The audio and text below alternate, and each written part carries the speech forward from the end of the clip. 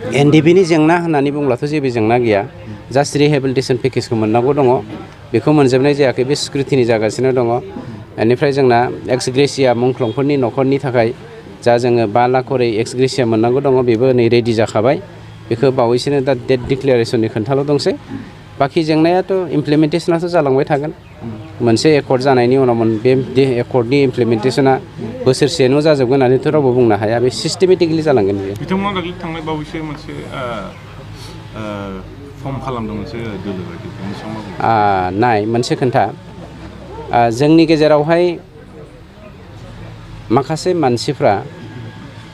जोंनि एक्स एनडिएफबीखौ लानानै पलिटिक्स गेलेनो नागिरो आं जदिअब्लाबो दिनै इउपिपिएल दोलोनि सासे सोद्रोमा आरो सरकारनिनो आं सासे सोद्रोमा हिसाबै आं बेखौसो बुंनो नागिरो जोंनि जा सेल्फ डिपेन्डेन्ट लिभिं स्टाइलनि थाखाय बा लिभलिहुडनि थाखाय बेखौ जों गावबा गावनो मावनानै लानांगौनि गोनांथि दङ मोनफ्रोमखौबो जों गभर्नमेन्टनि सायाव सोनारजोबनो हाया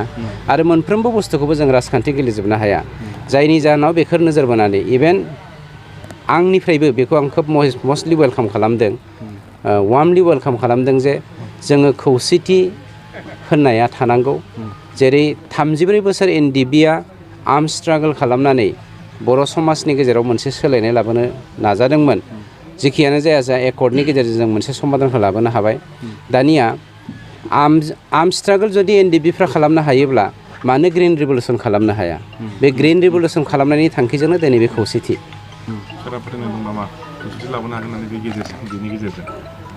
राजखान्थिया पृथिबियाव ओरैबायदि मानसि ग्रुप गैया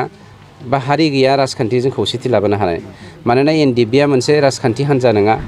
आगोलबो नङामोन दा जाय वेलफेयार जोनोम होदों बेबो राजखान्थि हान्जानि नङा गतिके बियो ग्रिन रिभलिउसन लाबोगोन जोंनि मानसिफ्रा ओरैबायदि माने 17 बोसोर जौ जुवा ड्राग्स एन्टि ससियेल एलिमेन्टफोरजों इनभल्भ थाबोनायखाय बै सरकारजों लोब्बा थानाय मानसिफ्रा दिनैबो थुलुंगानो नागिरो जोंनि सेंग्रा सिख्लाफोरखौ जौ लोंनानै ड्राग्स जाहोनानै जुवा गेलेनानै समाजखौ बिशृंखला खालामनो नागिरो बेफोरनिफ्राय रैखाथि होनो नागिरनायानो जोंनि थांखि मानोना उदांस्रि होनोब्ला जोङो पलिटिकेल उदांस्रिनिल' बाथ्रा नङा जोंनि इक'नमि उदांस्रिनि बाथ्रा दं जोंनि थांना थानायनि मोन्थायनि बा उदांस्रिनि बाथ्रा दङ गतिके बेफोरखौ मावनायासो जोंनि मेइन खामानि जुदिहे जोङो गावनो सेल्फ डिपेन्डेन्ट जानो हायोब्ला जोंखौ बयबो सेलुट खालामगोन आरो बे थांखिजोंनो नोजोर बोनानै जोंनि एक्स NDFB वार्कारफ्रा माने मोनसे वेलफेयार दानायनि गेजेरजों ग्रिन रिभलिउसन लाबोनायनि मोनसे थांखि लादों